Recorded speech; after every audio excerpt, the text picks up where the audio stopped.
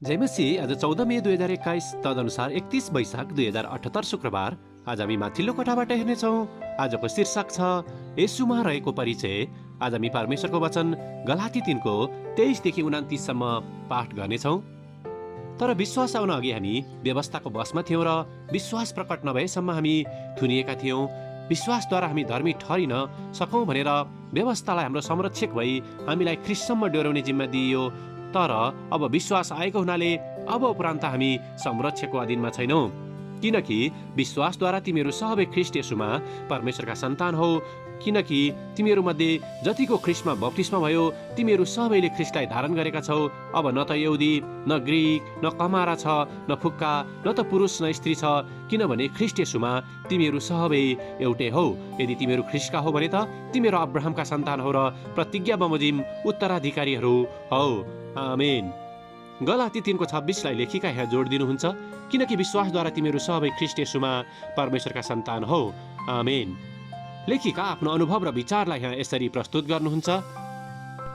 हालै भएको एउटा जागिरको अन्तर्वार्तामा मलाई एउटा परिचयको खाका बनाउन लगाइएको थियो। त्यो एउटा पाइ चार्ट थियो जसमा मैले आफ्नो सामाजिक परिचयहरूलाई प्रस्तुत गर्नुपर्ने थियो।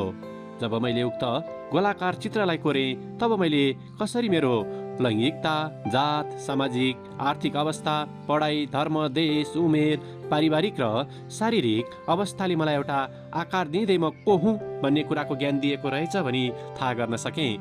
साथै आफ्ना यी परिचयहरूबाट मैले कसरी जीवन अघि बढाइरहेको छु भन्ने कुरालाई पनि मनन गर्न सकेँ। त्यस बेला मैले आफैलाई प्रश्न गरेँ, मेरो जीवनमा ख्रिस्ट कहाँ अटाउनु भएको छ त? यदि मैले ख्रिस्टलाई पर्नको निम्ति जीवनमा ठाउँ खाली गरिन भने के होला?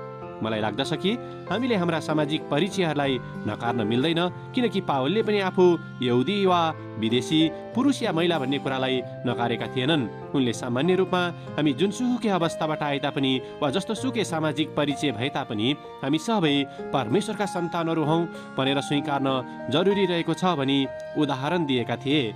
पवित्र आत्माको सहायताबाट हामीले ख्रिस्टको स्वरूप धारण गर्ने कुरा जीवनमा महत्त्वपूर्ण छ, ताकि हाम्रो जीवन, जियाइ, हाम्रो व्यवहार, हाम्रा निर्णयहरू र हाम्रा विचारहरूले हामी परमेश्वरको सन्तान भएको परिचय दिएको हुनुपर्दछ। आमेन। आजको विचार, परमेश्वरको सन्तान हुँ भनी आज कसरी मैले आफ्नो परिचय दिन सक्दछु? प्रार्थना। प्यारो परमेश्वर, हाम्रा व्यवहारहरूले हामी तपाईँका सन्तानहरू हौँ भनी संसारलाई चिनाउनको निम्ति हामीलाई मद्दत गर्नुहोस्, येशूको नाउँमा। आमेन। आजको लेखिका लुइस डेभिड आरियास, बोगोटा, कोलम्बिया। आजको प्रार्थनाको विषय जागिरको निम्ति अन्तर्वार्ता दिइरहेका व्यक्तिहरूको